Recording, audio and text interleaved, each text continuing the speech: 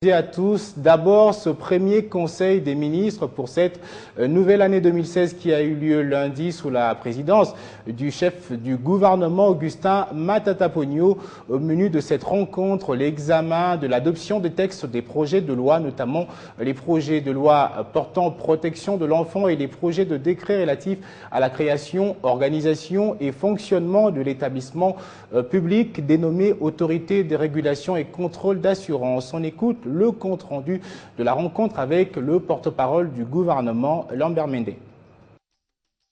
Un seul point était inscrit à l'ordre du jour, à savoir examen et adoption de deux textes.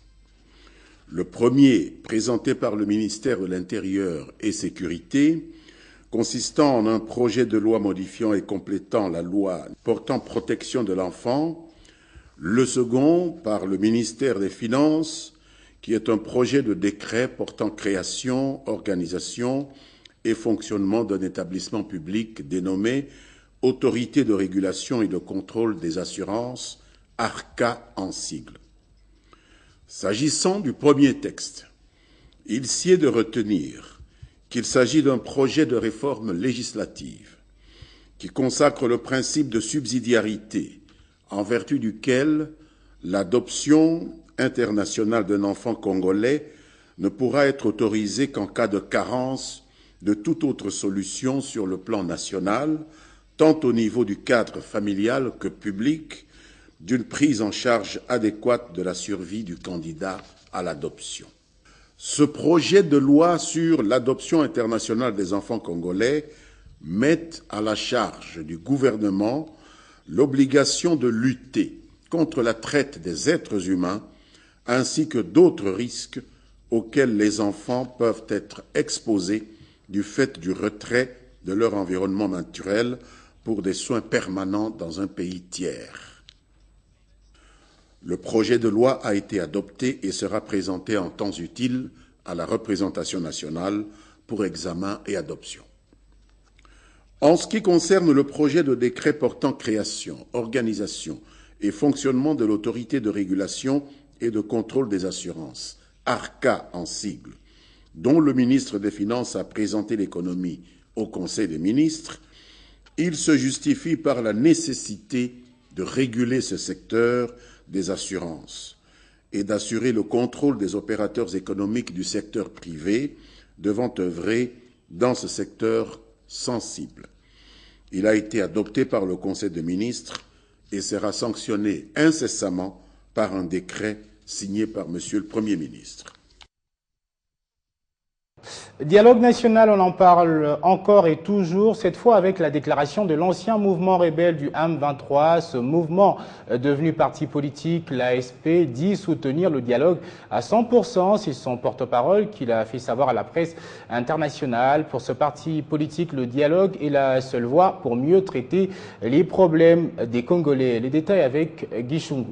Maintenant, à cet effet, la mise en œuvre contre vents et marées de toutes les actions prévues dans notre feuille de route trimestrielle de cette année 2016. Ils deviennent de plus en plus minoritaires, ces anti-dialogues. Déjà, certains sondages font état de 80% de ceux qui le soutiennent. Le terrain est déjà balisé.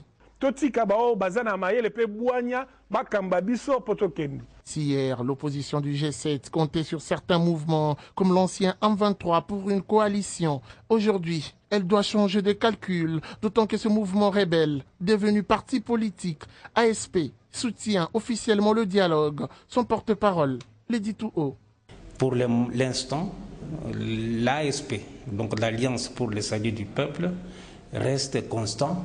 Il faut absolument aller au dialogue pour résoudre les problèmes qui se posent pour le Congo. Moïse Tchokwe démontre que le dialogue est la seule issue pour résoudre le problème congolais. Mieux, une vertu chez les Africains. Nous devons tous nous aligner pour aller au dialogue et poser nos problèmes au sein de ces forums. Au sujet de ceux qui parlent d'un non-respect de la Constitution, Moïse Tchokwe répond. La Constitution doit être interprétée dans son contexte. Il ne faut pas prendre un article qui vous arrange et vous le brandissez. Non, ce n'est pas comme ça. Tout doit être interprété dans son ensemble. Autre chose, c'est l'organisation des élections en République démocratique du Congo. Il relève la problématique. La solution doit être réfléchie, rajoute-t-il. Que nous ne pouvons pas aujourd'hui nous précipiter d'aller aux élections pendant qu'il y a plein de réfugiés à l'est du pays. Aller au Rwanda, j'y ai été. Aller en Ouganda, j'y ai été. Aller en Tanzanie, j'y ai été. Aller dans les camps de réfugiés. Et tous ces gens-là, ils doivent retourner au pays. Ce sont des Congolais, comme tous ces gens qui écrivent à Kinshasa sur les chaînes de télévision, qui ont les mêmes droits qu'eux. Plus loin, il condamne les opportunistes politiques qui visent le fauteuil présidentiel. Les Congolais ont plus que ça comme problème et l'heure n'est pas la distraction. Parce que c'est là qu'ils refusent de participer au dialogue, parce qu'ils estiment qu'ils doivent rapidement occuper le fauteuil présidentiel. Et avec tout ce que cela implique, c'est cela qui poursuit l'intérêt personnel, parce qu'ils ne présentent pas comme tel une alternative. J'ai l'impression que c'est un acharnement contre un individu. Ces Congolais se sont d'ailleurs prononcés récemment lors de la marche du chef de l'État et sur la question du dialogue. Cet extrait dit tout.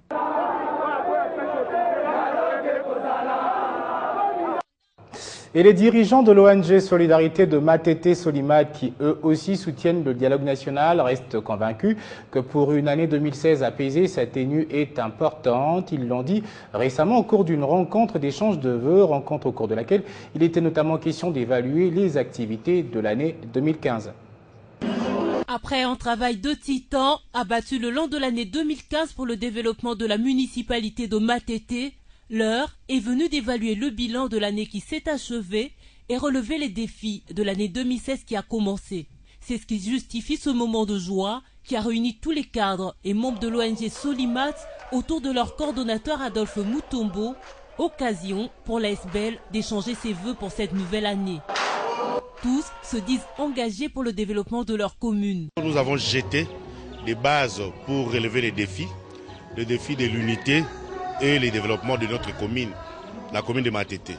Alors pour relever ces défis de l'unité et le développement, nous devons procéder par la mise en place d'un certain nombre de projets, entre autres combattre l'insalubrité à travers notre projet Solimat Poubelle, l'organisation des formations en coupe et couture, en électricité générale et mécanique générale.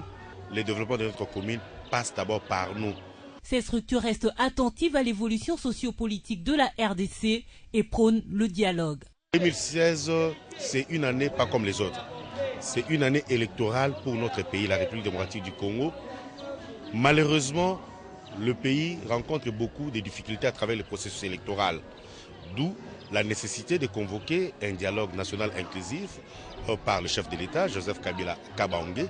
Et pour ce faire, nous, en tant que leaders de cette commune, nous avons pensé utile de sensibiliser la population, de comprendre les biens fondés du dialogue. Au four et au moulin pour le développement de la commune de Matete, face aux autres communes de la capitale congolaise, l'ONG Solimat compte en son sein 250 membres et ses portes restent ouvertes à ceux qui veulent œuvrer pour la modernité de cette municipalité. La révisitation du bureau de la CENI, la restructuration de la territoriale, des assemblées provinciales et institutions hors mandat, mais aussi la mise en place d'une transition dirigée par l'opposition, tels sont entre autres les accords qui doivent faire partie des résolutions du dialogue national qui s'annonce à l'horizon. Les propositions ressortent du conclave de la nouvelle classe politique et sociale qui s'est tenue du 7 au 11 janvier ici à Kinshasa. Et lors d'un point de presse tenu ce mardi, ses membres proposent également qu'une loi organique portant statut d'ancien chef d'État congolais soit votée. Soucieux d'assister à une passation de pouvoir normale et apaisée entre les présidents élus et les sortants, et surtout de voir la RDC connaître une succession permanente des cycles électoraux complets, voilà entre autres les motivations de l'organisation du conclave de la nouvelle classe politique et sociale de l'opposition. À l'issue de ces travaux, qui se sont tenus à Kinshasa du 7 au 11 janvier, plusieurs recommandations ont été formulées, notamment la mise en place d'une transition dont la direction doit revenir à l'opposition. Que ce n'est pas possible d'avoir des élections dans le délai. Pour éviter qu'on tombe dans l'instabilité politique et le chaos, nous proposons une transition négociée par toute la classe politique, sans changer la constitution, sans l'énerver. Et on devra passer par ce qu'on appelle la convention constitutionnelle, c'est-à-dire un accord politique de la classe politique congolaise, mais qui devra requérir le quitus de la Cour constitutionnelle.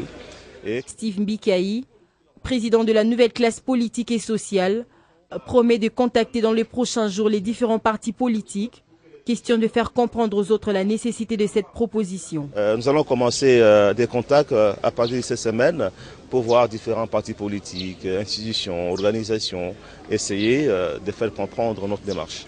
L'opposition nationale en conclave a également mis en garde la nation congolaise contre toute tentative de mettre sous éteigneur une seule liberté en ouvrant un intermède sous prétexte des difficultés que connaît la RDC. Direction le ministère de la Défense nationale pour parler de cette rencontre qui a tablé sur un état des lieux de la province du Bas-Oélé et de la détermination des forces armées de la République démocratique du Congo basées dans cette partie du pays. Ces questions ont fait l'objet des discussions entre le ministre de la Défense nationale, ancien combattant et réinsertion Crispin Atamatabé et le commissaire spécial de cette province, Jean de Dieu Anthony Yenga, a été porteur d'un bon témoignage du travail rendu par les forces armées de la République démocratique du Congo dans sa province.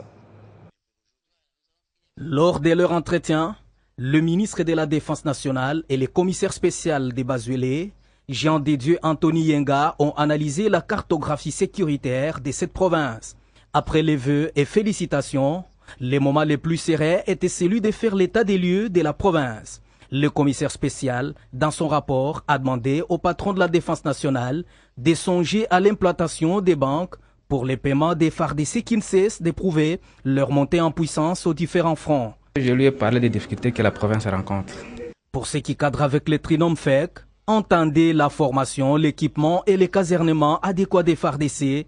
Anthony Yenga a également plaidé pour la construction des camps militaires dans ces coins de la RDC, conformément à la réforme de l'armée initiée par le commandant suprême des FARDC. Il a réagi positivement sur toutes les questions et il a demandé à ce qu'on se rencontre encore dans un délai beaucoup plus bref, le temps pour lui aussi de rencontrer le Premier ministre.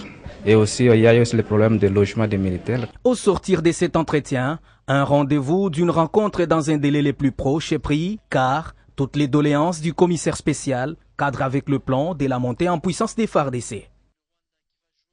En économie, comme il en est de coutume, chaque début de l'année, la douane congolaise tient depuis ce mardi 19 janvier sa première session de l'année pour ses directeurs centraux et provinciaux. Il s'agit de la 11e conférence du genre. Les travaux lancés en ce jour se tiennent dans un contexte tout à fait particulier car concernant la mobilisation de recettes, l'objectif n'a pas été atteint en référence aux assignations de l'exercice 2015. Ainsi, le ministre des Finances, qui a donné le go de ces assises, a appelé à réfléchir pour améliorer les résultats au cours de cette année nouvelle. Hymne national, le debout congolais. Le centre d'événements Roméo Golf accueille en ce mois de janvier la 11e session de directeurs centraux et provinciaux de la douane, venus de l'ensemble du pays et les représentants à l'étranger. Ces assises qui prendront 3 jours connaissent à son ouverture la présence du ministre congolais des Finances, Henri-Yves Moulank, et son vice. Le premier à prendre parole, Deo Rugwiza, numéro 1 de la douane. Ce dernier va rappeler à son personnel le sens de ce forum qui se tient 2 fois l'an, en janvier et en juillet, avec entre autres comme objectif pour celle-ci faire le bilan de l'activité douanière au cours de l'exercice passé, particulièrement du point de vue de la mobilisation de recettes en faveur du trésor public, principale mission de la Direction générale de douane et accises. Justement, parlant de mobilisation de recettes, les assignations pour l'exercice fiscal 2016, la DGDA a pour recettes légales à mobiliser 2 579 milliards 943 millions 278 582 francs congolais. Un objectif qu'il faudra à tout prix atteindre, va soutenir le ministre de Finances, rappelant la nécessité de garder l'esprit comme l'a si bien récemment dit le chef de l'État. L'année 2016 sera une année de multiples défis. Cependant, il y a lieu de rappeler que le montant de recettes produites en 2015 reste largement en deçà des prévisions budgétaires en rapport avec les assignations de la même année. appelée à être au-dessus de celle de 2014. Comme quoi, il faut à tout prix faire mieux durant l'année en cours. La cérémonie d'ouverture finit, pas d'interview à la presse. La priorité étant de passer à l'acte et relever le défi. Et l'argentier national a prévenu, l'heure de la sanction positive comme négative a sonné. Il compte s'impliquer activement dans l'éradication des antivaleurs, non seulement au sein de la communauté douanière,